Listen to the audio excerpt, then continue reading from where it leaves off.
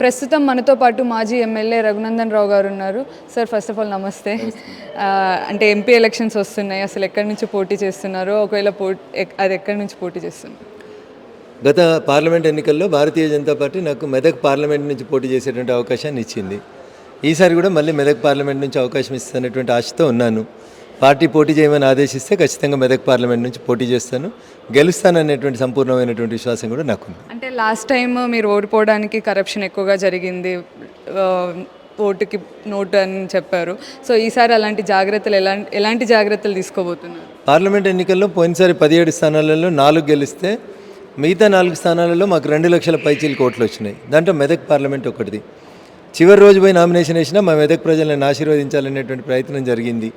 పార్లమెంట్కి జరిగేటువంటి ఎన్నికల్లో డబ్బులు పంపిణీ అనేటువంటి కార్యక్రమం పెద్దగా పనిచేస్తుందని నేను అనుకోను.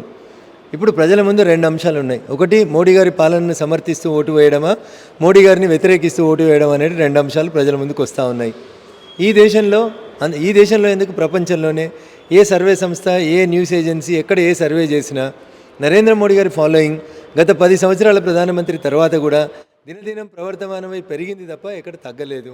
కాబట్టి నరేంద్రుడికి ఓటేయాలని దేశ ప్రజలు కోరుకుంటారు, దాంట్లో తెలంగాణ కూడా ఉంటుంది. కాబట్టి డబ్బుల ప్రభావం కంటే ఎక్కువ ఈ దేశాన్ని సేఫ్గా, ఈ దేశ ప్రజల్ని సేఫ్గా, ఈ దేశంలో మెజారిటీ ప్రజలు కోరుకునేటువంటి మతాన్ని సేఫ్గా ఉంచేటువంటి పార్టీ భారతీయ జనతా పార్టీ అనేటువంటి విశ్వాసం ప్రజలకు ఉంది. కాబట్టి ఖచ్చితంగా దేశ ప్రజలు మళ్ళొకసారి నరేంద్రుడి నాయకత్వాన్ని బలపరుస్తారనేటువంటి విశ్వాసం నాకుంది. రేవంత్ రెడ్డి వెళ్ళి సెంట్రల్లో ఉన్న కొంతమంది మినిస్టర్స్ని కలుస్తున్నారు. సో దీన్ని మీరు ఎలా చూస్తారు? ఇది మంచిది పద్ధతేనా, లేకపోతే ఎలా చూస్తారు? అంటే రాష్ట్ర కేంద్ర ప్రభుత్వాల మధ్యలో ఉండాల్సినటువంటి సంబంధ బాంధవ్యాలని తిరిగి పునరుద్ధరింపజేయడానికి ఈ రాష్ట్ర ముఖ్యమంత్రి గారు చేసేటువంటి ప్రయత్నాన్ని స్వాగతించాల్సిందే. ఆయన కాంగ్రెస్, మేము బీజేపీని కాకుండా తెలంగాణ రాష్ట్ర ప్రభుత్వ అధినేతగా, భారత ప్రభుత్వ అధినేత దగ్గరికి పోయినప్పుడు డెఫినెట్గా ప్రజాస్వామ్యాన్ని గౌరవించేటువంటి వ్యక్తులుగా మేము తప్పకుండా దాన్ని స్వాగతిస్తాం. అట్లాంటి కార్డియల్ రిలేషన్షిప్ అనేటిది కేంద్ర రాష్ట్ర ప్రభుత్వాల మధ్య ఉంటేనే బాగుంటుంది అనేది కూడా నా ఆలోచన.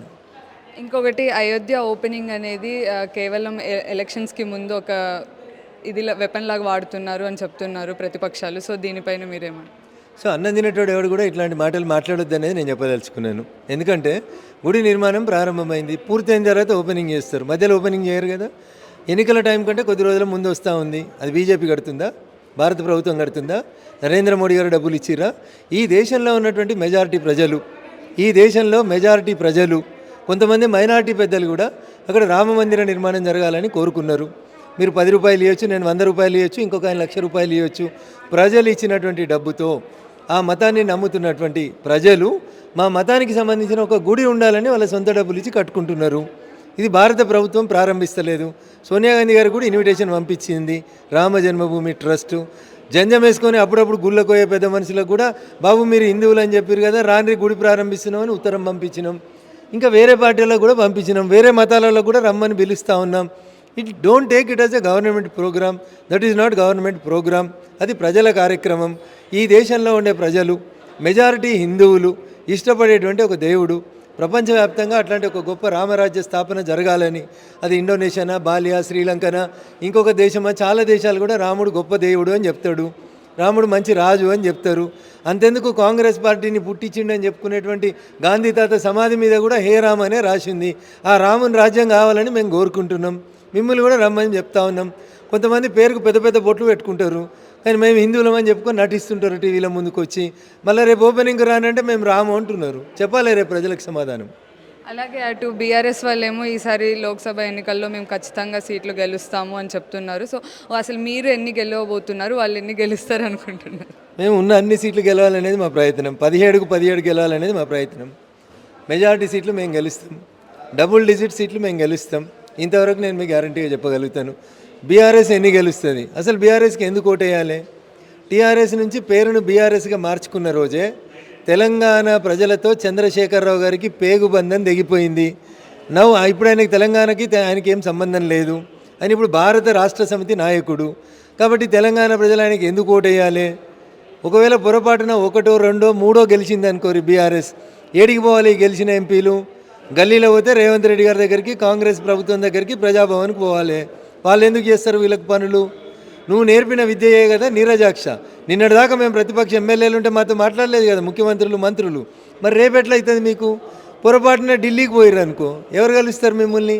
అందుకని తెలంగాణ సమాజానికి నేను 2 చేతులు జోడించి సవినయంగా చేస్తున్నటువంటి అప్పీల్ ఏంటంటే టీఆర్ఎస్ను బీఆర్ఎస్గా మార్చి తెలంగాణ ప్రజలతో పేగుబంధం వద్దనుకున్న టీఆర్ఎస్ పార్టీ ఎలియాస్ బీఆర్ఎస్ పార్టీకి మీరు ఒక్కోటేసినా అది మూసినది లేచినట్టే అయితే తప్ప తెలంగాణ ప్రజలకు లాభం జరగదు. కాబట్టి ఓటింగ్ ఫర్ బీఆర్ఎస్ అది వేస్ట్ అవుతుంది. కాబట్టి దయించి ప్రజలారా ఆలోచించుర్రి, ఒక్కసారి ఆలోచించుర్రి. గల్లీలో లేదు టీఆర్ఎస్, ఢిల్లీలో బీఆర్ఎస్ లేదు.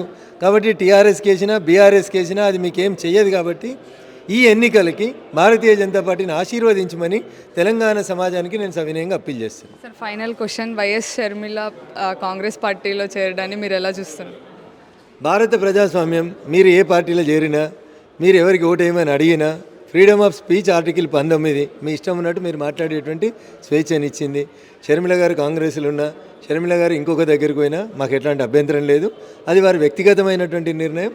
ఆ నిర్ణయం వారికి లాభం చేస్తుందా నష్టం చేస్తుందా అనేది షర్మిల గారు ఆలోచించుకోవాలి.